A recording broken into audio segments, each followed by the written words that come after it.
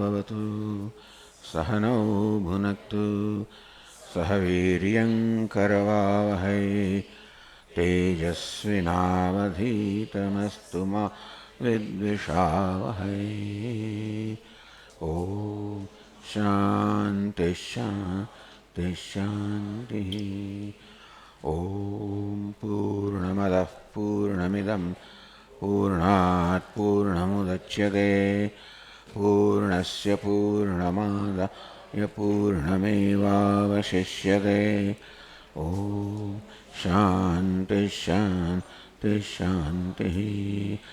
श्रुतिस्मृतिपुराणानाम् आलयं करुणालयं नमामि भगवत्पादं शङ्करं लोकशङ्करं शङ्करं शङ्कराचार्यं केशवं बादरायणं सूत्रभाष्यकृतौ वन्दे भगवन्तौ पुनः पुनः। ईश्वरो गुरुरात्मेति मूर्तिभेदविभागिने व्योमवद्व्याप्तदेहाय दक्षिणामूर्तये। ॐ पार्थाय प्रतिबोधितां भगवता नारायणेन स्वयं व्यासेन ग्रथितां पुराणमुनिना मध्ये महाभारतम् अद्वैतामृतवर्षिणीं भगवतीम् अष्टादशाध्यायिनीम् अम्ब त्वामनुसन्दधामि भगवद्गीते भवद्वेषिणीम्। यं ब्रह्मा वरुणेन्द्ररुद्रमरुतः स्तुन्वन्ति दिव्यैस्तवैः वेदैः साङ्गपदक्रमोपनिषदैः गायन्ति यं सामगाः ध्यानावस्थिततद्गतेन मनसा पश्यन्ति यं योगिनः यस्यान्तन्न विदुःसुरासुरगणाः देवाय तस्मै नमः।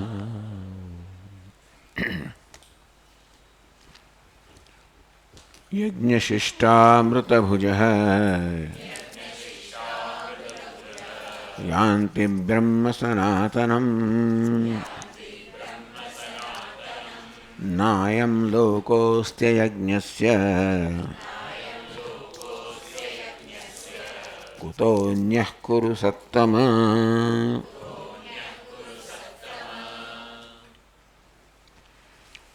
यज्ञ शिष्ट अमृतभुजः यज्ञ કર્યા પછી યજ્ઞનું સંપાદન થાય અનુષ્ઠાન થયા પછી જે વધેલું દ્રવ્ય હોય જેને અમૃત કહેવામાં આવે છે એના પર જે માત્ર નભે છે ભુજ એનો જ આહાર કરે છે, બસ બાકીના કશા નહીં. એવા યજ્ઞને વરેલા અને જોડે તપસ્વી લોકો યાંતિ બ્રહ્મ સનાતનમ એ સનાતન બ્રહ્મને પ્રાપ્ત કરે છે. મુમુક્ષુશ્ચેત કાલતિક્રમ અપેક્ષયા એટલે કે અંતઃકરણ શુદ્ધિ જ્ઞાન પ્રાપ્તિ દ્વારા, પરંતુ મોક્ષનો માર્ગ એમના માટે ખુલી ગયો છે. એટલે આ પ્રકારે યજ્ઞના પરિણામે અંતઃકરણ શુદ્ધિ જ્ઞાન પ્રાપ્તિ અને મોક્ષ યાંતિ બ્રહ્મ સનાતનમ એ લોકો સનાતન બ્રહ્મને પ્રાપ્ત કરે છે. નાયમ લોકો અયજ્ઞસ્ય કુતોન્યઃ કુરુ સત્તમ. હે કુરુ સત્તમ, હે કુરુ શ્રેષ્ઠ, અયજ્ઞસ્ય જેના જીવનમાં કોઈ યજ્ઞ જ નથી, જેના જીવનમાં કોઈ સમર્પણની ભાવના નથી, ઈશ્વરની આરાધના નથી. યજ્ઞો વય વિષ્ણુ એટલે યજ્ઞ એટલે વિષ્ણુ પરમાત્મા, એટલે યજ્ઞ દ્વારા એમની આરાધના કરવામાં આવે છે. એવી જેના જીવનમાં કંઈ છે જ નહીં. અયમ લોક અભ્યાસ નાસ્તિ, આ લોકોમાં જે સુખ મળે છે એ પણ એ વ્યક્તિને પાપ પ્રાપ્ત થતું નથી. કુતોન્યઃ કુરુ સત્તમા, તો હે કુરુ શ્રેષ્ઠ, અન્ય લોક હો સ્વર્ગલોક પ્રાપ્ત થવાની તો અપેક્ષા જ ક્યાં છે.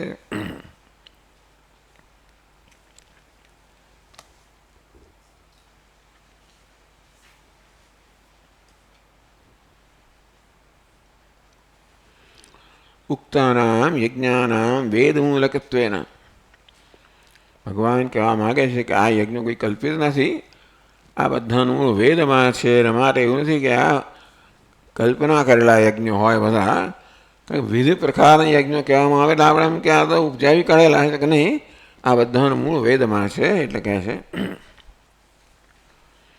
એવં બહુવિધા યજ્ઞાઃ વિતતા બ્રહ્મણો મુખે કર્મજાન વિદ્યતાન સર્વાન એવં જ્ઞાત્વા વિમોક્ષ્યસે.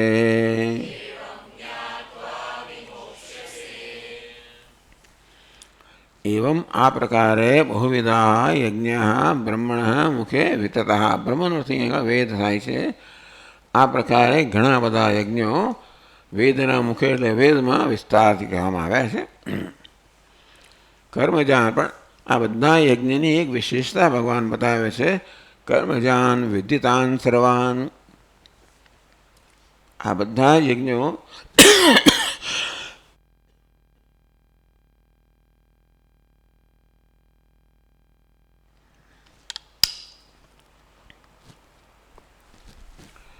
કર્મજાન કર્મમાંથી જન્મેલા છે, કર્મરૂપ છે. એવમ જ્ઞાત્વા વિમોક્ષ, આ પ્રકારે જાણીને તું મોક્ષ પ્રાપ્ત, મુક્તિ પ્રાપ્ત કરશે. એટલે કે માત્ર આ યજ્ઞથી સંતોષ નહીં રાખવા, મોક્ષ તો જ્ઞાન યજ્ઞથી થાય. આ બધા કર્મથી ઉત્પન્ન થયેલા યજ્ઞો છે, જે જ્ઞાન યોગ માટેનો દ્વાર છે. એટલે આ દ્વારથી જ્ઞાન પ્રાપ્ત કરીને તો મોક્ષને પ્રાપ્ત કરીશ. તો ભાષ્યકાર કહે છે એવં યથોક્તાઃ બહુવિધાઃ બહુપ્રકારાઃ યજ્ઞાઃ વિતતાઃ વિસ્તીર્ણાઃ બ્રહ્મણઃ વેદસ્ય મુખે દ્વારે વેદદ્વારેણ અવગમ્યમાનાઃ બ્રહ્મણઃ મુખે વિતતાઃ ઉચ્યન્તે તદ્યથા વાચિ પ્રાણમ જુહુમઃ ઇત્યાદયઃ. એવં યથોક્તાઃ બહુવિધાઃ એટલે બહુ પ્રકારાઃ, આ પ્રકારે હે અર્જુન આ ઘણા બધા પ્રકારના યજ્ઞો છે. વિતતાઃ બ્રહ્મણો મુખે, અહીંયા બ્રહ્મનો અર્થ વેદ કરવામાં આવ્યો, મુખનો અર્થ દ્વાર, બ્રહ્મના મુખે વેદના મુખે એટલે કે વેદમાં. વિતતાઃ વિસ્તીર્ણાઃ, તો હે અર્જુન આ પ્રકારે મેં કહ્યા તે અને બીજા બધા ઘણા યજ્ઞ પણ વેદમાં વિસ્તારથી કહેવામાં આવ્યા છે. હા, વેદ તો બહુ બધા વેદના બધા અંશો પ્રાપ્ત થતા નથી. એટલે શક્ય છે કે આપણે કદાચ વેદમાં સંશોધન કરીએ કે આ પ્રકારનો યજ્ઞ પ્રાપ્ત થાય છે. ન થાય તો કારણ કે વેદનો ઘણો અંશ બધો લુપ્ત થઈ ગયો છે, એટલે કદાચ આપણને આ પ્રકારના યજ્ઞ પ્રાપ્ત થાય કે ન થાય, પણ આ અને આવા પ્રકારના ઘણા યજ્ઞો વેદમાં એમનું વિસ્તારથી વર્ણવવામાં આવ્યા છે. વેદદ્વારેણ અવગમ્યમાનઃ બ્રહ્મણો મુખે વિતતાઃ ઉચ્યન્તે, એટલે કે વેદદ્વારેણ, તો વેદ દ્વારા જે આ બધા આપણને જાણવા મળે છે, જાણવામાં આવે છે એ બધા યજ્ઞો જાણે કે વેદના મુખમાં વિસ્તૃત પામેલા છે, વેદમાં જ એમનું વિસ્તારથી વર્ણન છે. તો મહારાજ ક્યાં આપણે યજ્ઞ ક્યાંક મળ્યો વેદમાં? તો કહે છે તદ્યથા વાચિ પ્રાણમ જુહુમઃ ઇત્યાદયઃ. જેવી રીતે વાચી એટલે વાણીમાં, પ્રાણ વાણીમાં પ્રાણની આહુતિ આપીએ છીએ. પ્રાણેવા વાચમ હ્યોહ્યેવા, વાણીમાં પ્રાણની આહુતિ આપીએ છીએ, પ્રાણમાં વાણીની આહુતિ આપીએ છીએ. એટલે જ્યારે આ પ્રકારે શબ્દોનું ઉચ્ચારણ કરવામાં આવે, ખાસ કરીને વેદના શબ્દોનું ઉચ્ચારણ કરવામાં આવે, કશું ઉચ્ચારણ કરવામાં આવે ત્યારે આપણે જ્યારે બોલતા હોઈએ ત્યારે શ્વાસ બંધ થઈ જાય. એમ કહેવાય કે વાણીમાં શ્વાસની આહુતિ આપવામાં આવી, કારણ કે જ્યારે બોલતા હોઈએ ત્યારે શ્વાસ ન ચાલતો હોય, એવું લાવા લાવા વાક્ય બોલે તો પછી તકલીફ પડી જતી હોય છે. એટલે કહેવામાં આવે કે સ્વામીજી તમે ટૂંકા વાક્યો વાપરો, ભાઈ લાંબા લાંબા ના વાપરો, નહીં તો પછી અવાજ આપણો એકદમ બંધ થઈ જાય. વાચી પ્રાણમ જુહુમઃ, વાણીમાં અમે પ્રાણની આહુતિ આપે છે. પ્રાણ એવા વાચમ, તો પ્રાણમાં વાણીની આહુતિ આપીએ છીએ. એટલે કે જ્યારે આપણે શ્વાસ લેતા હોઈએ ત્યારે બોલતા નથી હોતા, અને બોલતા હોઈએ ત્યારે શ્વાસ નથી લેતા. બોલતા હોઈએ ત્યારે શ્વાસ બંધ થઈ જાય, એટલે શ્વાસની આહુતિ વાણીમાં આપવામાં આવે. શ્વાસ લઈએ ત્યારે બોલાતો ન હોય, એટલે શ્વાસમાં વાણીની આહુતિ આપવામાં આવે.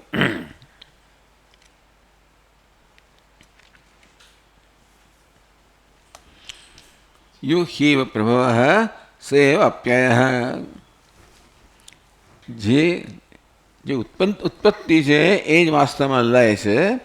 એટલે પ્રાણમાંથી વાણીની ઉત્પત્તિ થતી હોય, વાણીમાંથી પ્રાણની ઉત્પત્તિ થતી હોય, એટલે પ્રાણને આપણે વાણીને આપણે પ્રાણમાંથી ઉત્પત્તિ, એટલે વાણીની ઉત્પત્તિ પ્રાણમાંથી છે. ત્યારે જ્યારે પ્રાણ ચાલતો હોય ત્યારે વાણી ન ચાલે, એટલે પછી વાણીમાં પ્રાણની આહુતિ અપાય. એટલે એમ કહેવાય કે વાણીમાંથી પ્રાણની ઉત્પત્તિ છે.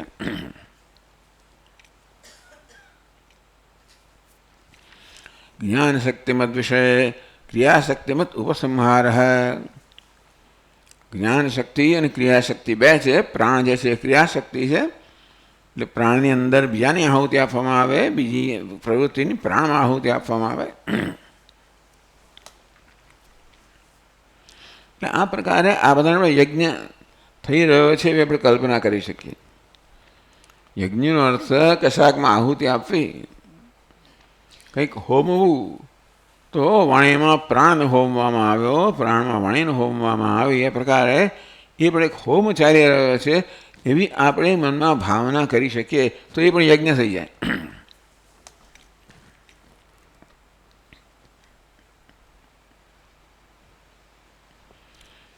જ્ઞાન શક્તિમતામ ક્રિયાશક્તિમતામ ચ અન્યોન્ય ઉત્પત્તિ પ્રલયત્વા તદભાવે. એટલે આ એક જ્ઞાન શક્તિમત થયું અને પ્રાણ ક્રિયાશક્તિમત થયો, એમાં અન્યોન્ય ઉત્પત્તિ પ્રલયત્વા, એકમાંથી ઉત્પત્તિ અને પ્રલય થાય. એ ન થાય તો પછી ન અધ્યયન સિદ્ધિ. આપણે ધારો કે અધ્યયન એટલે વેદનું ઉચ્ચારણ કરવું હોય, કે શું પણ ઉચ્ચારણ કરવું હોય, ત્યારે આ પ્રકારે સાથે સાથે આવો યજ્ઞ થઈ રહ્યો છે એવી ભાવના કરી શકીએ.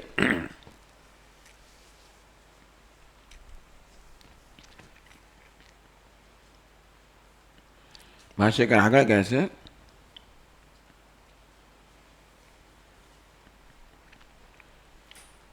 કર્મજાન કાયિક વાચિક માનસ કર્મોદ્ભવાન વિદ્ધિ તાન સર્વાન અનાત્મજાન.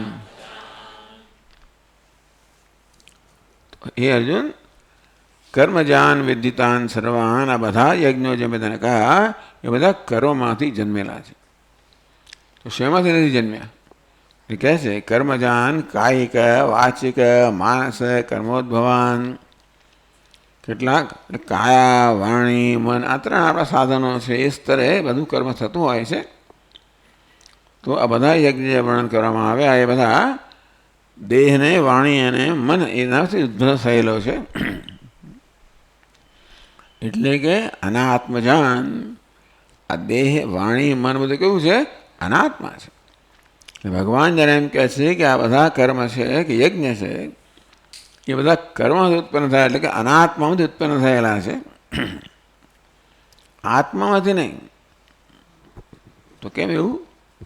કે નિર્વ્યાપારો હિ આત્મા. આત્મા કેવો છે? નિર્વ્યાપાર છે, કોઈ પ્રકારના વ્યાપારથી રહિત છે. આ બધો વ્યાપાર જ્યારે થઈ રહ્યો હોય, વાણીનો પ્રાણમાં આહુતિ અપાતી હોય, પ્રાણની વાણીમાં આહુતિ અપાતી હોય, આ પ્રકારનો યજ્ઞ થઈ રહ્યો હોય, ધારો કે વેદ ઉચ્ચારણ વગેરેનો, ત્યારે પણ નિર્વ્યાપારો હિ આત્મા. આત્મા નિર્વ્યાપાર છે, વ્યાપારથી રહિત છે.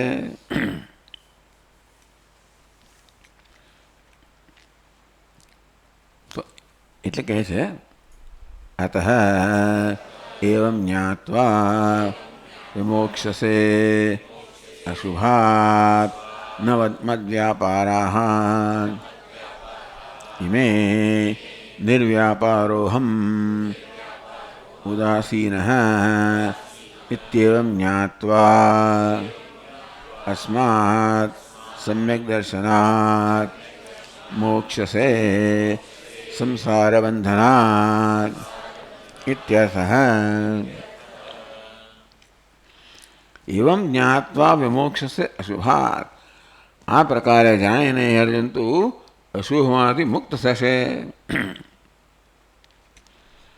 એટલે આ રીતે કહે છે ન મત વ્યાપારા ઇમે. પછી યજ્ઞનું વર્ણન કરવામાં આવ્યું એ ન મત વ્યાપારા, એ મારો વ્યાપાર નથી. એટલે કે હું આત્મા છું, આત્માનો વ્યાપાર નથી. અર્થાત આત્મા કોઈ રીતે આ યજ્ઞમાં સંકળાયેલો નથી. આત્માની ચૈતન્યની સન્નિધિમાં અસર થયેલું છે, પણ આત્મા સ્વયં કંઈ કરતો નથી. ન મત વ્યાપારા. આ સર્વ યજ્ઞો ચાલી રહ્યા છે ત્યારે પણ હું કંઈ કરતો નથી. નિર્વ્યાપારોહમ. હું કોણ છું? નિર્વ્યાપાર છું, વ્યાપાર રહિત છું. ઉદાસીન. ઉદાસીન એટલે સર્વ રીતે નિષ્પક્ષ, એટલે કે અસંગ છું. આ બધું થઈ રહ્યું ત્યારે પણ હું ઉદાસીન છું, નિષ્પક્ષ છું. અર્થાત હું કંઈ કરતો નથી, મારી સન્નિધિમાં સર્વ થઈ રહ્યું છે. એવં જ્ઞાત્વા વિમોક્ષસે અશુભાત. આ પ્રકારે જાણીને કે આત્મા હંમેશા નિર્વ્યાપાર છે. આ બધો વાણીના સ્તરે, મનના સ્તરે, દેહના સ્તરે વ્યાપાર ચાલી રહ્યો હોય ત્યારે એ સર્વ પ્રવૃત્તિનો ઉપયોગ કેમ કરવાનો? આ સર્વ વ્યાપાર તો અનાત્માના સ્તરે થઈ રહ્યા છે, અને હું અર્થાત આત્મા નિર્વ્યાપાર છું, નિષ્ક્રિય છું, અકર્તા છું. આ બધા વ્યાપાર દ્વારા પણ આત્મચિંતન થાય. આ વાણી વ્યાપાર કરી રહી છે, દેહ મન વ્યાપાર કરી રહ્યા છે, ત્યારે આ બધા યજ્ઞો થઈ રહ્યા છે, કર્મ થઈ રહ્યા છે, બધા અનાત્મામાંથી જન્મેલા છે. હું નિર્વ્યાપાર છું, આત્મા નિર્વ્યાપાર છે, અકર્તા છું. એવં જ્ઞાત્વા સમ્યક દર્શનાદ મોક્ષસે સંસાર બંધનાદ ઇત્યર્થઃ. ઉદાસીન. ઉદાસીન, હું તો ઉપર બેઠેલો છું, અર્થાત એમનાથી સર્વ રીતે અસંગ છું. ઉદાસીન કહો, અસંગ કહો. એવં જ્ઞાત્વા અસ્માત સમ્યક દર્શનાત. આ સમ્યક દર્શન છે, આ યથાર્થ દર્શન છે કે આત્મા એટલે નિર્વ્યાપારોહમ. હું નિર્વ્યાપાર છું, અકર્તા છું, કર્તૃત્વ રહિત છું, બધા પ્રકારના પરિવર્તનથી રહિત છું, વિકારથી રહિત છું, નિર્વિકાર છું. આ પ્રકારે આ બધા યજ્ઞ દ્વારા આત્માનું આ પ્રકારે ચિંતન થાય. એટલે અનાત્માની પ્રવૃત્તિ આ રીતે આત્મચિંતન માટે સાધન બને. એવં જ્ઞાત્વા. આ રીતે આત્માનું જ્ઞાન પ્રાપ્ત કરવું. વર્ણન ભગવાને અનાત્માનું કર્યું. એવં જ્ઞાત્વા કે આ બધા કર્મ અનાત્માના સ્તરે થઈ રહ્યા છે, અને હું નિર્વ્યાપાર છું. એ પ્રકારે જાણીને તું અશુભાત મોક્ષસે. અશુભમાંથી, સંસારથી મુક્ત થઈ જઈશ. સંસાર બંધનાત મોક્ષસે.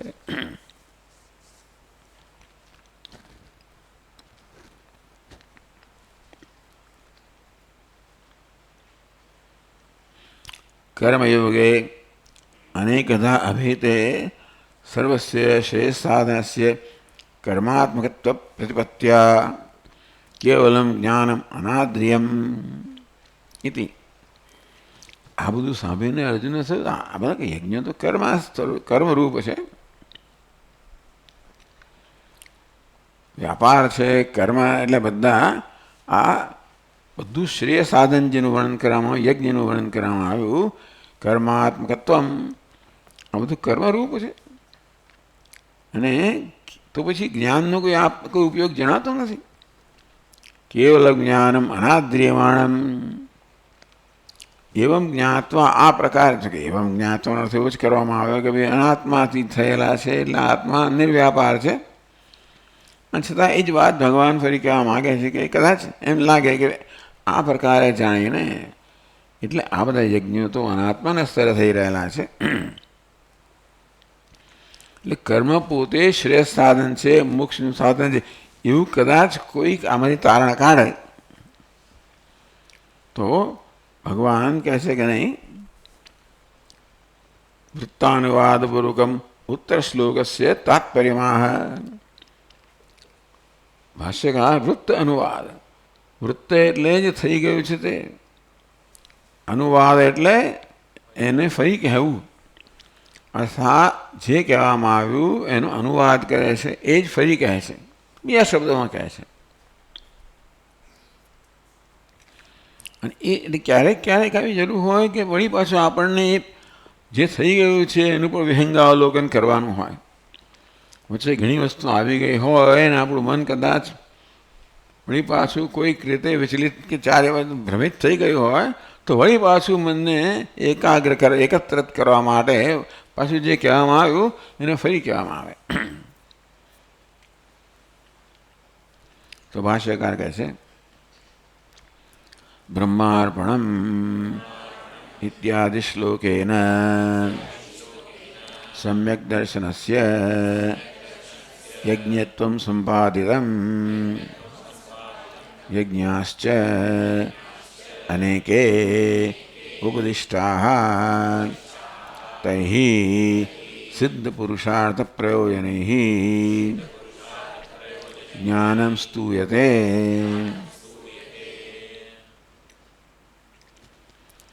બ્રહ્માર્પણમ ઇત્યાદિ શ્લોકેન, તો 24મા શ્લોકથી સમ્યક દર્શનસ્ય યજ્ઞત્વમ સંપાદિતમ, એ 24મો શ્લોક છે. બ્રહ્માર્પણમ બ્રહ્મહવિ, એ શ્લોકમાં ભગવાને આત્મજ્ઞાનનું યજ્ઞ રૂપે વર્ણન કર્યું. અર્પણ પણ બ્રહ્મ છે, હવિ પણ બ્રહ્મ છે, પ્રકારે સર્વ બ્રહ્મ છે. તો જ્ઞાન સર્વ બ્રહ્મ છે, જ્ઞાન છે, જ્ઞાનને જ ભગવાને આ પ્રકારે યજ્ઞના રૂપમાં વર્ણવ્યું. એમ કહીને જ્ઞાનની સ્તુતિ કરવામાં આવે એમ પણ કહેવાય. સમ્યક દર્શનસ્ય યજ્ઞત્વમ સંપાદિતમ, સમ્યક દર્શન, યથાર્થ દર્શન, આ સર્વ બ્રહ્મ છે, યથાર્થ દર્શન, એને યજ્ઞત્વમ સંપાદિતમ, એ દર્શન યજ્ઞ રૂપે વર્ણવવામાં આવ્યું. એટલા માટે ભગવાને આમ કહ્યું, નહીં તો કહી દીધું હોત કે બધું બ્રહ્મ જ છે. અર્પણ બ્રહ્મ છે, હવિ બ્રહ્મ છે, અગ્નિ બ્રહ્મ છે વગેરે. આ પ્રકારે યજ્ઞના વિવિધ અંગોને બ્રહ્મ રૂપે વર્ણવીને ભગવાન કહે છે કે આ બ્રહ્મ જ્ઞાન જાણે કે યજ્ઞ છે. યજ્ઞાશ્ચ અનેકે ઉપદિષ્ટાઃ, આ પ્રકારે આત્મજ્ઞાનને, બ્રહ્મજ્ઞાનને, યથાર્થ જ્ઞાનને યજ્ઞ રૂપે વર્ણવીને એ બ્રહ્મયજ્ઞ થયો, જ્ઞાન યજ્ઞ થયો. એની પછી ભગવાને બીજા નાના મોટા યજ્ઞોનું પણ વર્ણન કર્યું. તૈઃ સિદ્ધ પુરુષાર્થ પ્રયોજનૈઃ, તો સિદ્ધ પુરુષાર્થ પ્રયોજનૈઃ, જેનાથી મનુષ્ય ધારેલ હેતુ પાર પડે છે. તો સિદ્ધ પુરુષાર્થ મનુષ્ય ધારેલ હેતુ જેનાથી પાર પડે છે, એટલે પ્રયોજનથી જે મનુષ્યને હેતુ સિદ્ધ કરવાનું પ્રયોજન છે એને એ એવાથી આ જ્ઞાનની સ્તુતિ કરવામાં આવે. ભાષ્યકાર કહે છે કથમ શ્રેયાનિતિ, કેવી રીતે જ્ઞાનની સ્તુતિ કરવામાં આવે છે તો પછીના શ્લોકમાં કહે છે શ્રેયાન દ્રવ્યમયાદ યજ્ઞાત જ્ઞાન યજ્ઞ પરંતપ સર્વં કર્માખિલં પાર્થ જ્ઞાને પરિસમાપ્યતે.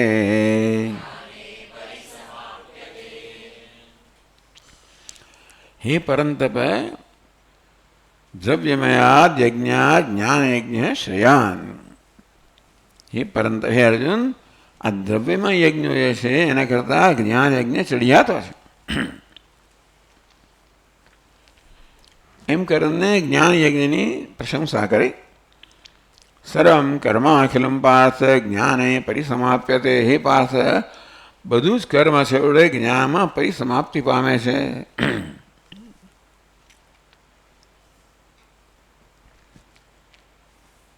તો કહે છે ભાષ્યમાં, શ્રેયાન દ્રવ્યમયાદ દ્રવ્ય સાધન સાધ્યાદ જ્ઞાન યજ્ઞ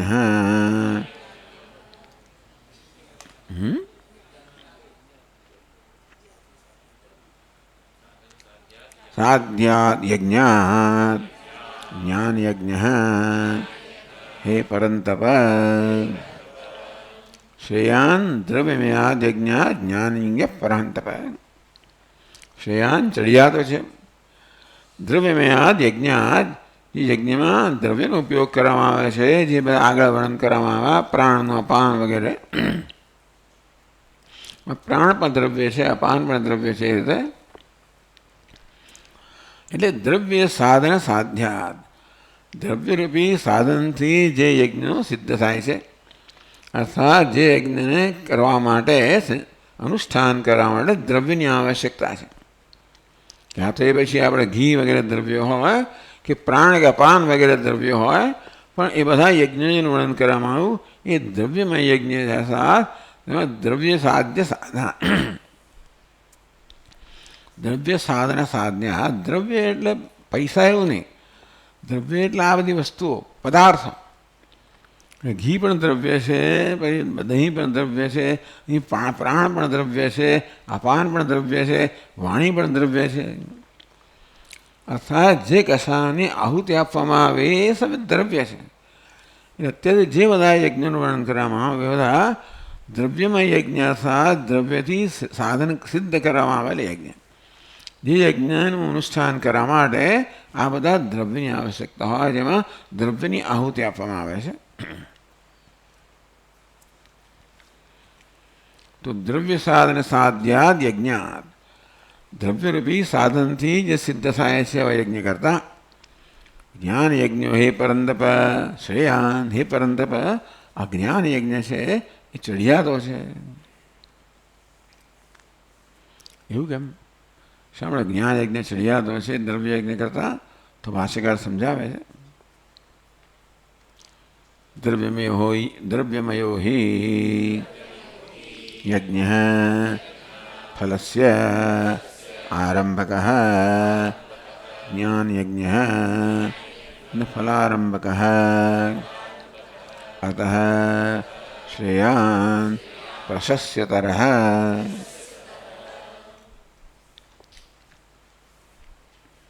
આમ પ્રશસ્યનું વળી શ્રેયાન થયું.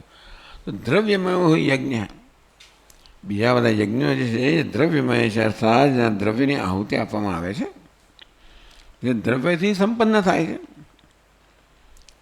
ફલસ્યારંભક, એ બધા યજ્ઞો છે જેમાં દ્રવ્યની આહુતિ આપવામાં આવે, જેમાં કર્મ રહેલું છે. એટલે પ્રાણ અપાન વગેરે બધી ક્રિયા કર્મ રહેલું છે. જે કર્મ હોય તે કર્મફળ મળે. અને કર્મ કરવા માટે કોઈને કોઈ દ્રવ્ય જોઈએ.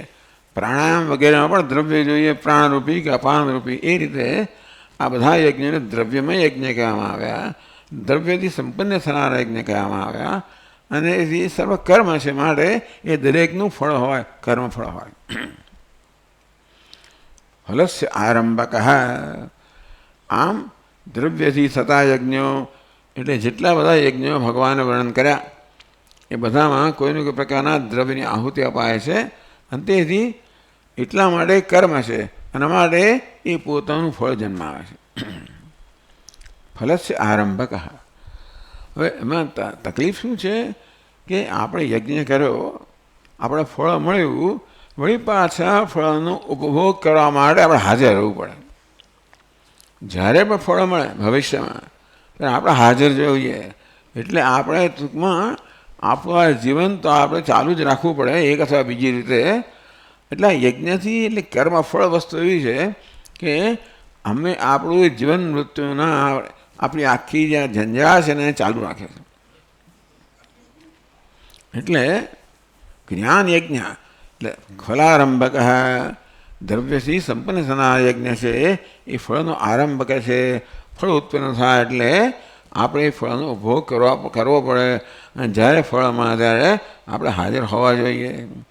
અર્થાત જન્મ મૃત્યુનું જે ચક્ર છે એ આ દ્રવ્યમાં યજ્ઞની ચાલુ જ રહે છે.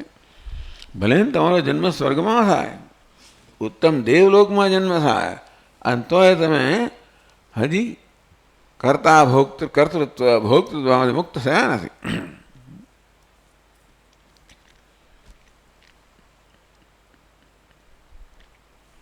જ્ઞાન યજ્ઞ ન ફલારંભક. તો જ્ઞાન યજ્ઞ શું વસ્તુ છે? એમાં અજ્ઞાનની આહુતિ આપવામાં આવે છે. અજ્ઞાનની આહુતિ આપવામાં આવે છે એટલે કર્તૃત્વની આહુતિ આપવામાં આવે. અને એટલા માટે એ કર્મ નથી રહેતું, તેથી કોઈ પ્રકારનું ફળ ઉત્પન્ન કરતું નથી. જ્ઞાન યજ્ઞ છે જેમાં અજ્ઞાનની આહુતિ અપાય છે, અથવા અજ્ઞાન જન્મેલા કર્તૃત્વ કરીને આહુતિ અપાય છે. એટલે યજ્ઞ એ કોઈ બહારથી થતો યજ્ઞ નથી. આ યજ્ઞ કોઈ ચિંતનાત્મક યજ્ઞ છે.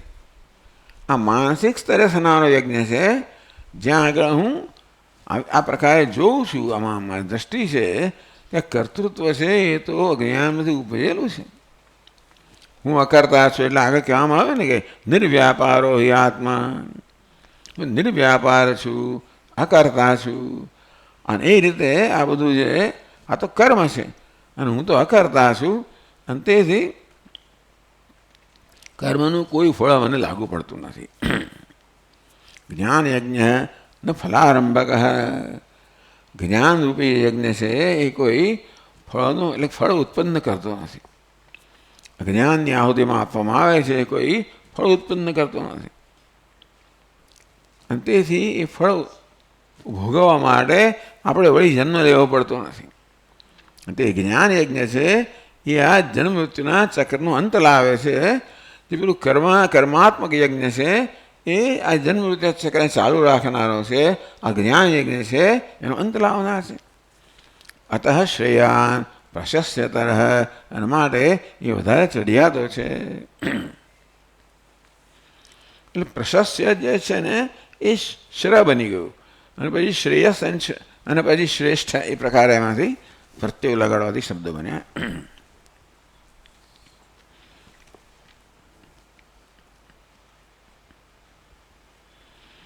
એટલે પ્રશ્ન કહે છે અહીંયા આગળ કે કેવી રીતે આ જ્ઞાન યજ્ઞ છે એ બીજા યજ્ઞ કરતાં ચડિયાતો છે. કહે છે કથમ યતઃ સર્વં કર્મ સમસ્તમ અખિલમ અપ્રતિબદ્ધમ પાર્થ જ્ઞાને મોક્ષ સાધને સર્વતઃ સંપ્રદોદક સ્થાનીયે પરિસમાપ્યતે અંતર્ભવતિ ઇત્યર્થઃ. સર્વં કર્માખિલમ પાર્થ જ્ઞાને પરિસમાપ્યતે. એ પાર્થ સર્વમ અને અખિલમ, બધું અને અખિલ એટલે બધું જ થાય. એટલે ખિલ એટલે કોઈ પ્રકારનો શેષ, કોઈ પ્રકારનો શેષ રાખ્યા વગર, સર્વ અને કોઈ પ્રકારનો શેષ રાખ્યા વગર જે કંઈ કર્મ છે બધું જ્ઞાનમાં પરિણમે છે. કર્મ છેવટે કર્મનું પરિણામ શું છે? તો કે જ્ઞાનમાં છે. યતઃ સર્વં કર્મ સમસ્તમ અખિલમ અપ્રતિબદ્ધમ પાર્થ જ્ઞાને મોક્ષ સાધને સર્વતઃ સંપ્રદોદક સ્થાનીયે પરિસમાપ્યતે. તો શ્રેયાન દ્રવ્યમયાદ યજ્ઞ જ્ઞાન યજ્ઞ પરંતપ. હે પરંતપ, દ્રવ્યમય યજ્ઞ કરતાં જ્ઞાન યજ્ઞ ચડિયાતો છે. કથમ, કેવી રીતે? યત, કારણ કે સર્વમ કર્મ જ્ઞાને પરિસમાપ્યતે. બધું સર્વમ અખિલમ કર્મ. સર્વમ કર્મ એટલે સમસ્તમ અખિલમ અપ્રતિબદ્ધ, એટલે સર્વથી બદ્ધ. કદાચ તમારા મનમાં હોય કે હજી કંઈક રહી ગયું હોય તો કંઈ અપ્રતિબદ્ધમ. સર્વ એટલે સર્વ, કશું જ બાકી રાખ્યા વગર. એટલે કોઈ પણ કશું જ બાકી રાખ્યા વગર બધું જ કર્મ છે. એટલે ઘણા અશ્વમેધ, આપણે એમ કે આવું બધું કર્મ તો પહેલાં જ્ઞાનમાં પરિસમાપ્ત ન થાય. હમણાં અમુક કર્મો થતા હશે, મોટું મોટું કર્મ હોય અશ્વમેધ વગેરે, એ તો જ્ઞાનમાં કેમ પરિસમાપ્ત? એ બધું જ. એટલે સમસ્ત અખિલમ અપ્રતિબદ્ધમ, કોઈ પ્રકારના સંકોચ વગર. સર્વ એટલે નિસંકોચ બધું જ કર્મ. જ્ઞાને, જ્ઞાન મોક્ષ સાધને. તો જ્ઞાન જે છે મોક્ષનું સાધન છે. કઈ રીતે? જ્ઞાન તો માત્ર જે પ્રકાશ સમાન છે. પ્રકાશ જેવી રીતે અંધકાર દૂર કરીને જે છે એને માટે પ્રગટ કરે. પ્રકાશ કે નવી વસ્તુ ઉત્પન્ન ના કરે, એ માત્ર અંધકારને દૂર કરે. હા, અંધકારને કારણે જે આપણને દેખાતું ન હતું, અંધકારને કારણે જે બીજી કોઈ બી મુશ્કેલીઓ હતી, એ બધું અંધકાર દૂર થઈ જાય. તેવી રીતે અજ્ઞાનને કારણે જે અમારું સ્વરૂપ જ છે, આત્મા ક્યાંય બીજું તો છે જ નહીં, મારું પોતાનું સ્વરૂપ છે. અજ્ઞાનને કારણે એ જ જાણે કે ઢંકાઈ ગયો. તેથી હું મારી જાતને જ યથાર્થ રીતે નહોતો જાણતો. એ રીતે જ્ઞાન તો જે છે એને જ પ્રગટ કરનારું છે, અર્થાત મારા પોતાના સ્વરૂપને પ્રગટ કરનારું છે. કારણ કે હું જન્મ્યો ત્યારથી જ મારા વિશે અનેક બધા ભ્રમ લઈને જન્મ્યો છું. એટલે અજ્ઞાનનો અર્થ અહીંયા અજ્ઞાનમાં ભ્રમના રૂપમાં છે. અજ્ઞાન માત્ર જ્ઞાનનો અભાવ નથી, પણ અજ્ઞાન કેવું છે? ભ્રમના રૂપમાં છે. માત્ર જ્ઞાનનો અભાવ હોત તો એટલું બધું તકલીફવાળું ના હોત. આવરણ અને વિક્ષેપ માત્ર આવરણ હોત તો કદાચ ચાલ આપણને કે મોક્ષ ના મળે, આપણે છતાંય આટલી બધી મુશ્કેલી ના હોત. પણ આ વિક્ષેપ છે, અનેક પ્રકારની કલ્પનાઓ થાય છે, એ બધી વસ્તુઓ, એટલે અનેક પ્રકારનો ભ્રમ. આવરણ એટલે જ્ઞાન, વિક્ષેપ એટલે ભ્રમ. આ ભ્રમ બધા દુઃખનું મૂળ છે. કશુંક ન જાણવું એના કરતાં એને ખોટી રીતે જાણવું એ બધા દુઃખનું મૂળ છે. એટલે જીવનમાં બધું જે દુઃખ આવે છે એ ભ્રમમાંથી આવે છે. કોના વિશેનો ભાવ? મારા પોતાના વિશેનો જ ભ્રમ. એમાંથી પછી બાકીના બધા ભ્રમ ઉત્પન્ન થાય છે. આત્મા વિશેના ભ્રમમાંથી પછી અનાત્મ વિશેના, જગત વિશેના, ઈશ્વર વિશેના બધા જ ભ્રમ જન્મે. એટલે હું તો બધા ભ્રમ લઈને જ જન્મ્યો છું.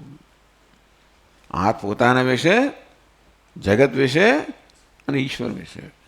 આ ત્રણ હસ્તીઓ છે આપણા જીવનમાં. આ ત્રણેય વિશે હું અજ્ઞાન નહીં પણ ભ્રમ લઈને જન્મ્યો છું. ઈશ્વર પણ વિશે ભ્રમ લઈને જન્મ્યો છું. ઈશ્વર ત્યાં ક્યાંક છે, સ્વર્ગમાં છે વગેરે. હું તો કે દ્રષ્ટા છું, આ દૃશ્યથી જુદો છું.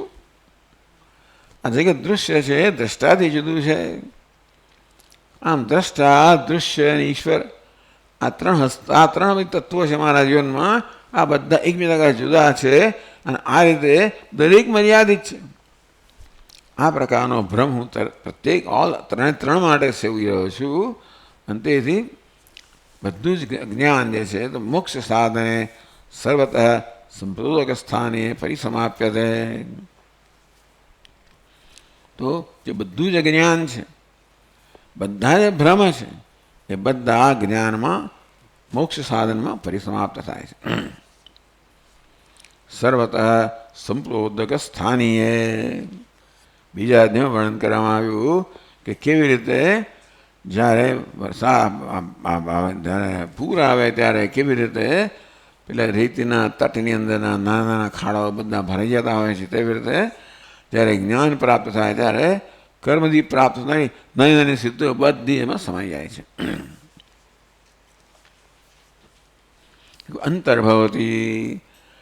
પેલા રેતીના તટની અંદર, નદીના તટમાં જે નાના નાના બધા કૂવા હોય, ખાબોચિયા, ચાલો, તો એમાં જે જળ હતું એ બધું જેવી રીતે આ એક પૂર આવે એમાં સમાઈ જાય. તેવી રીતે આ કર્મથી જે નાના નાના ફળો મળતા હતા એ બધા આ જ્ઞાનમાં સમાઈ જાય, એટલે કે મોક્ષમાં અનંતમાં સમાઈ જાય. અંતર્ભવતી. એટલે ભાષ્યકાર છાંદોગ્ય ઉપનિષદમાંથી એક વાક્ય અહીંયા ઉદ્ધૃત કરે છે. યથા કૃતાય વિજિતાય અધરેયાઃ સંયંતી એવં એનં સર્વં તદ અભિસમેતિ યત્કિંચિદ પ્રજાઃ સાધુ કુર્વન્તિ યસ્તદ્વેદ યત્સવેદ ઇતિ શ્રુતેઃ.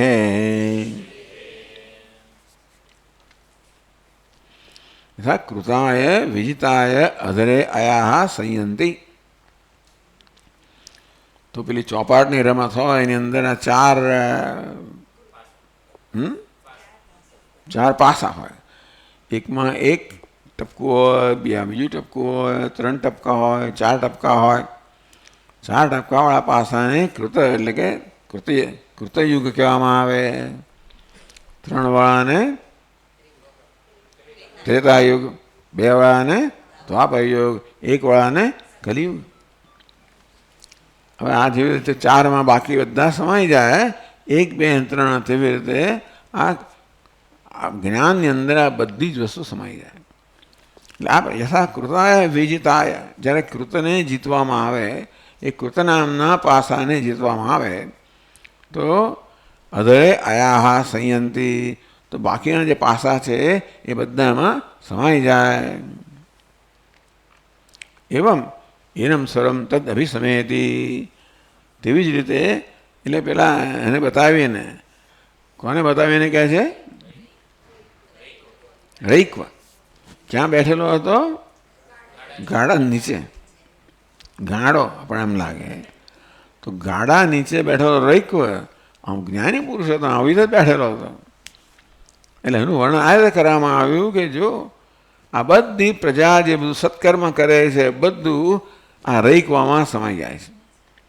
એટલે કે આ બધું કર્મ જ્ઞાનમાં પેલો જ્ઞાની છે, અંતેથી એનામાં અનંત વસ્તુ છે, અનંત ફળ છે. આ બધા કર્મનું બધું મર્યાદિત ફળ એમાં સમાઈ જાય છે. યત્કિંચ પ્રજા સાધુ કરવંતી, બધી જ પ્રજા જગી સત્કર્મ કરે એ બધું આમાં સમાઈ જાય છે. યસ્તદ્વેદ યત્સવેદ. અને રૈકવમાં જ નહીં, જે રૈકવ જેને જાણે છે એ જ્ઞાન ધરાવનારા જ્ઞાનીમાં પણ આ જ વસ્તુ છે. ટૂંકમાં કર્મથી કરેલી બધા ફળ જે છે એ જ્ઞાન ફળમાં સમાઈ જાય છે.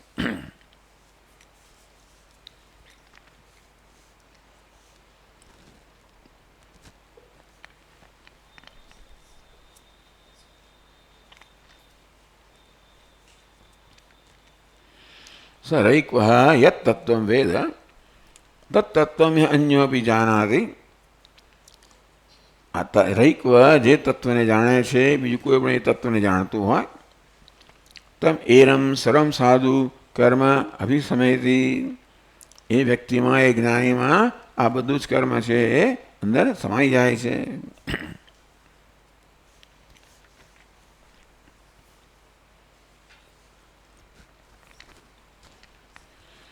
यदि एवं प्रशस्यतरम इदम ज्ञानम तरी केन उपायन तत्प्राप्त हिति. આવું અત્યંત પ્રશસ્યતરમ, અત્યંત ઉત્તમ આવું જ્ઞાન હોય તો આ રીતે ઘણી પ્રશસ્ય એટલે જે ચઢિયાતું છે, અત્યંત ચઢિયાતું જે જ્ઞાન હોય તો આવું હોય તો ભગવાન આ જ્ઞાન કયા ઉપાયથી પ્રાપ્ત થાય? તો એવા ભાષ્યકાર કહે છે તદેતત વિશિષ્ટમ જ્ઞાનમ તર્હિ કેન પ્રાપ્યતે ઇતિ ઉચ્યતે તદ્વિદ્ધિ ઇતિ.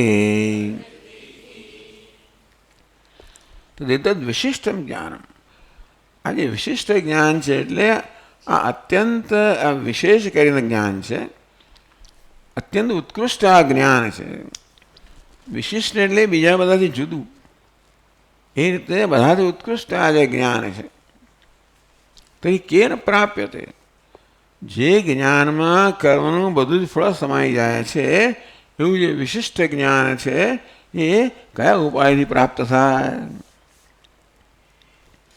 ઇતિ આવો પ્રશ્ન થાય. ઉચ્યતે એનો ઉત્તર પછીના શ્લોકમાં આપવામાં આવે છે.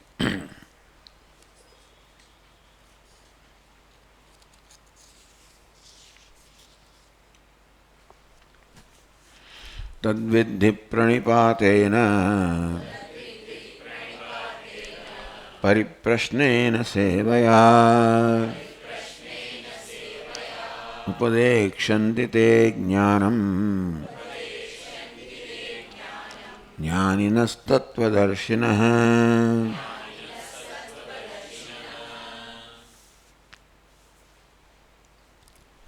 તદ્વિદ્ધિ પ્રણિપાતેન, આ જ્ઞાન પ્રાપ્તનું ઉપાયનું ભગવાન વર્ણન કરે છે.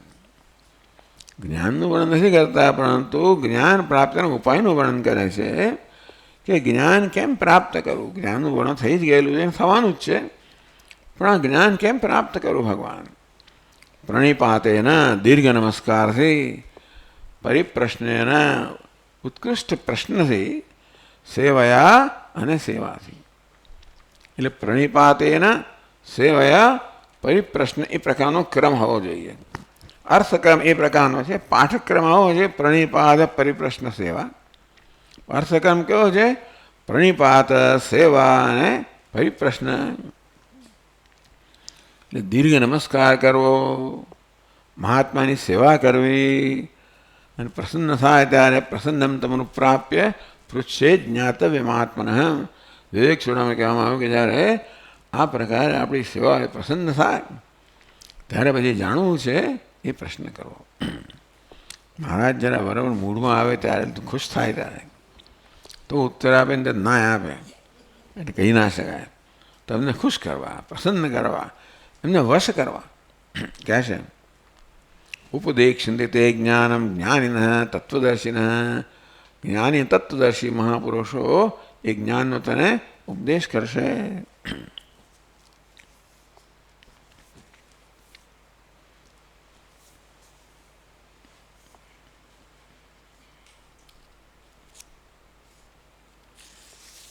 તો કહે છે ભાષ્યમાં, તદ્વિદ્ધિ વિજાનીહિ યેન વિધિના પ્રાપ્યતે ઇતિ. તદ્વિદ્ધિ, તદ એટલે એ વિધિ તું જાણ, યેન વિધિના પ્રાપ્યતે ઇતિ. એટલે ભગવાન અહીંયા જ્ઞાનનું વર્ણન નથી કરતા, પણ વિધિનું વર્ણન કરે છે, ઉપાયોનું વર્ણન કરે. કેવી રીતે આ જ્ઞાન પ્રાપ્ત કરવું? તો જ્ઞાન તો ગુરુજી પાસે પ્રાપ્ત કરવાનું જ છે, પણ આપણે એ પ્રકારની સ્થિતિ ઉત્પન્ન કરવી જોઈએ જ્યારે ગુરુજી છે કે મહાત્મા છે મને ઉપદેશ કરવા પ્રેરાય. આપણને જ્ઞાન ક્યારે પ્રાપ્ત થાય? જ્યારે ગુરુનો ઉપદેશ પ્રાપ્ત થાય. ઉપદેશ ક્યારે પ્રાપ્ત થાય? એ જ્યારે ઉપદેશ કરવા પ્રેરાય. એ ક્યારે પ્રેરાય? જ્યારે આપણાથી ખુશ થાય. એટલે ગુરુ જ્યારે જિજ્ઞાસુથી ખુશ થાય ત્યારે પછી જ્ઞાન પ્રદાન કરે. એટલે પહેલાં ખુશ કરવાની વિધિ અહીંયા ભગવાન કહે છે. તદ્વિદ્ધિ વિજાનીહિ યેન વિધિના પ્રાપ્યતે ઇતિ. તત એટલે શું? સર્વનામ છે. એટલે અહીંયા ભાષ્યકાર કહે છે કે ભાઈ એ વિધિ, તત એટલે તેન, એ વિધિ તું જાણ જેનાથી આ જ્ઞાન પ્રાપ્ત થાય. આચાર્યાન અભિગમ્ય પ્રણિપાતેન પ્રકર્ષેણ નીચૈ પતનમ પ્રણિપાતઃ દીર્ઘ નમસ્કારઃ તેન પ્રણિપાતેન. તો જે વિધિથી, જે ઉપાયથી આચાર્ય તને ઉપદેશ કરશે. જ્ઞાન ક્યારે થશે? આચાર્ય ઉપદેશ કરશે ત્યારે. ક્યારે ઉપદેશ કરશે? જ્યારે તારાથી પ્રસન્ન થશે ત્યારે. તો કેમ પ્રસન્ન કરવા? એ પ્રસન્ન કરવાની વિધિ ભગવાન કહે છે કે આચાર્યાન અભિગમ્ય, આચાર્ય પાસે જઈને એટલે એમની સન્નિધિમાં જઈને પ્રણિપાતેન, પ્રનિપાત તો પ્રણિપાતેન એટલે પ્રકર્ષેણ, નિપાત એટલે નીચે પતનમ, તો પ્રકર્ષેણ શ્રેષ્ઠ રીતે, પછી પતનમ એમને નમસ્કાર, નીચે પતનમ, પ્રણિપાત દીર્ઘ નમસ્કાર. આપણા ગુજરાતની અંદર આમ તેમ કરી આમ કરીને તેમ એવું બધું નમસ્કાર ના ચાલે, દીર્ઘ એટલે કે દંડવત પ્રણામ કરવાનો. દંડ પુરુષો માટે છે આ વિધિ. પ્રણિપાત દીર્ઘ નમસ્કાર, દંડવત નમસ્કાર, દંડવત કર. અહીં કેમ દંડ એટલે પેલો આમ કહેતો હોય દંડવત જ માને માં, દંડવત નહીં દંડવત. દંડો કેવો હોય એવું જાતનું શરીર થઈ જવું જોઈએ. શરીર બધા જ અંગો પૃથ્વીને અડકવા જોઈએ. અષ્ટાંગ, સાષ્ટાંગ નમસ્કાર કે અષ્ટાંગ સહિત નમસ્કાર છે. એવું સાષ્ટાંગ નમસ્કાર, દીર્ઘ નમસ્કાર, તેને કથમ બંધ, પછી પરિપ્રશ્ન તો કથમ બંધ, કથમ મોક્ષ, કા વિદ્યા કાચ અવિદ્યા ઇતિ પરિપ્રશ્નેન કુનાબંધ કથમેશા ગત કથમ પૃષ્ઠાસ્ય વિવેકી છોડાઈમાં વિસ્તારથી વર્ણન કરવામાં આવ્યું. કુનાબંધ તો આવી રીતે જિજ્ઞાસુ આચાર્ય પાસે જઈને પહેલાં પ્રસન્ન કરે છે એમને, પછી પ્રશ્ન બહુ વિધાન ત્યાં તો વિસ્તારથી બધું વર્ણન કરવામાં આવ્યું. અને પછી કોનાબંધ, બંધ કોને કહેવાય, કથમેશ આગત હૈ એ આવ્યો કેવી રીતે, કથમ પ્રતિષ્ઠાસ્ય એ ચાલુ કેમ રહે છે, કથમ વિમોક્ષ મુક્ત કેમ થવું, કોના આત્મા કોને કહેવાય, અનાત્મા કોને કહેવાય, એ બંનેનો વિવેક કોને કહેવાય. એકદમ લાઈનના આટલા પ્રશ્ન પૂછીને કોના બંધ, કથમેશાગત, કથમ પ્રતિષ્ઠાસ્ય, કથમ વિમોક્ષ, કોસાવનાત્મા પરમઃ કાત્મા તયોર વિવેક. આમ 7 પ્રશ્નો પૂછીને અને પરિપ્રશ્ન કહેવામાં આવ્યો. એવો પ્રશ્ન જે બધી વસ્તુને બધાને સાંકળી લેવો પ્રશ્ન.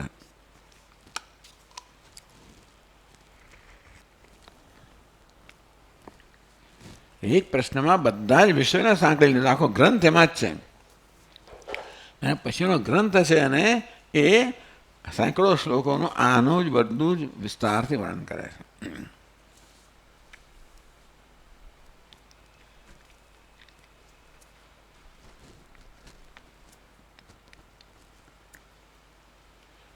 પરિપ્રશ્નેન પછી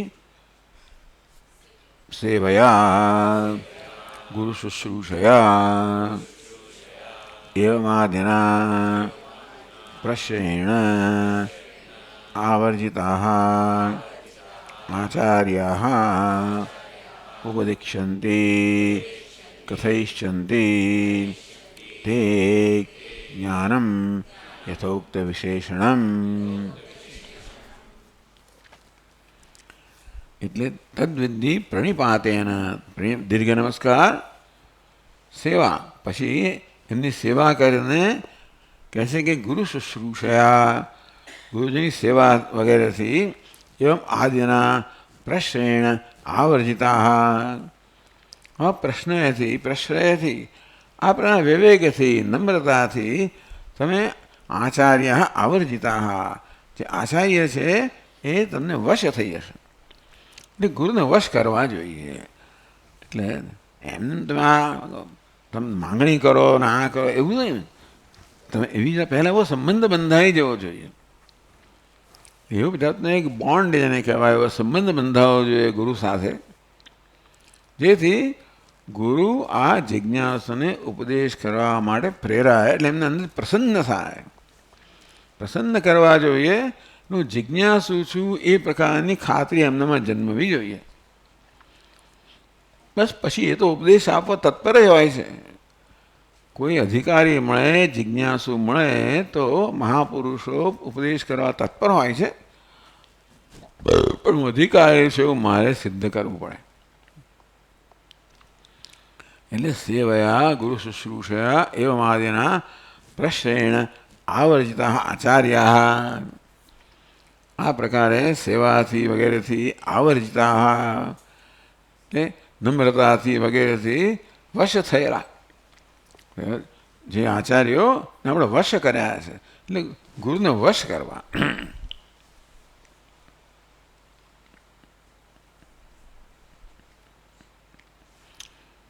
ઉપદેશંતિ કથયિષ્યંતિ, તો જરૂર ઉપદેશ કરશે. તે જ્ઞાનમ યથોક્ત વિશેષણમ, યથોક્ત વિશેષણમ કયું જેના વિશેષણ આગળ કહેવામાં આવ્યા.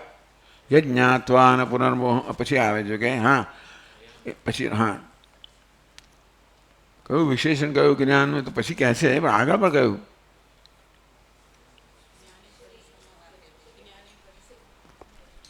સર્વમ કર્માખિલમ કર્મ સર્વ જ્ઞાને પરિસમાપ્યતે, એ સિવાય શું કહ્યું કંઈ જ્ઞાન વિશે? કર્મજાન વિતાન સર્વાન એવો જ્ઞાત્વા મોક્ષસે.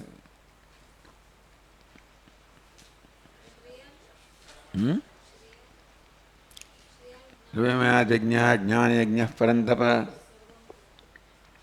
સર્વ કર્માખિલમ પાર્થ જ્ઞાને પરિસમાપ્યતે વગેરે. યથોક્ત વિશેષણ, આમ જેના વિશે આ પ્રકારની વિશેષતા કહેવામાં આવે હતી એ જ્ઞાન જ્ઞાનિન, ભગવાન કહે છે જ્ઞાનિન ઉપદેક્ષન્તિ તે જ્ઞાનમ જ્ઞાનિન તત્વદર્શિન. ભગવાન બે વિશેષણ વાપરે છે, જ્ઞાનિન તત્વદર્શિન. એટલે એટલું વાક્ય આપણે વાંચીએ.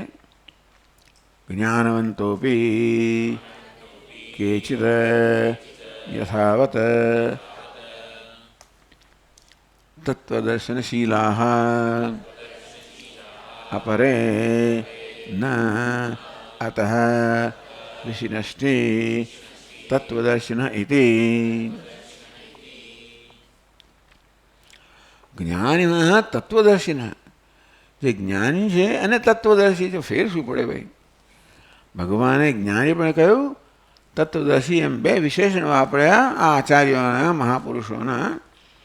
તો જ્ઞાનવંતો બી કેચિત યથાવત તત્વદર્શનશીલા, તો જ્ઞાની હોય છતાં પણ આ પ્રકારનું દર્શન ન હોય.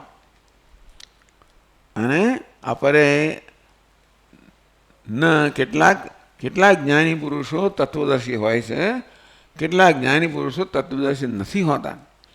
એટલા માટે ભગવાને આ વિશેષણ કહ્યું જ્ઞાનિન તત્વદર્શિન. યે સમ્યક્દર્શિન તૈઃ ઉપદિષ્ટં જ્ઞાનમ કાર્યક્ષમં ભવતિ ન ઇતરત ઇતિ ભગવતો મતમ. જ્ઞાનિન તત્વદર્શિન, જ્ઞાની એટલે આવે તો એ સમ્યક દર્શિન, જ્ઞાની પણ છે, તત્વદર્શી છે. એમના વડે એમના વડે થયેલો ઉપદેશ છે એ કાર્યક્ષમમ ભવતી, એ પોતાનું કામ કરે છે. ઉપદેશથી કામ શું થાય? તો કે જિજ્ઞાસુનું અજ્ઞાન દૂર થાય. તો આવા અધિકારી આચાર્યો વડે જ્યારે ઉપદેશ થાય છે ત્યારે જિજ્ઞાસુનું અજ્ઞાન છે એ દૂર થાય છે. કાર્યક્ષમ ભવતી ન ઇતરત, એ સિવાયના આચાર્ય વડે થયેલો ઉપદેશ છે એ પોતાનું આ કાર્ય સિદ્ધ કરતું નથી. ઇતિ ભગવત મતમ, આવો ભગવાનનો મત છે એમ જણાય છે ભગવાનના શબ્દોથી. ઓમ ઓમ પૂર્ણમદ પૂર્ણમિદમ પૂર્ણાત પૂર્ણમુદચ્યતે પૂર્ણસ્ય પૂર્ણમાદાય પૂર્ણમેવાવશિષ્યતે. ઓમ શાંતિ શાંતિ શાંતિ. શંકરં શંકરાચાર્યં કેશવં બાદરાયણં સૂત્રભાષ્યકૃતૌ વંદે भगवन्तौ पुनः पुनः ईश्वरो गुरुरात्मेति मूर्तिभेदविभागिने व्याप्तदेहाय दक्षिणामूर्तये नमः। ॐ शान्ति शान्ति शान्तिः। हरि ओम। श्री गुरुभ्यो नमः। हरि ओम।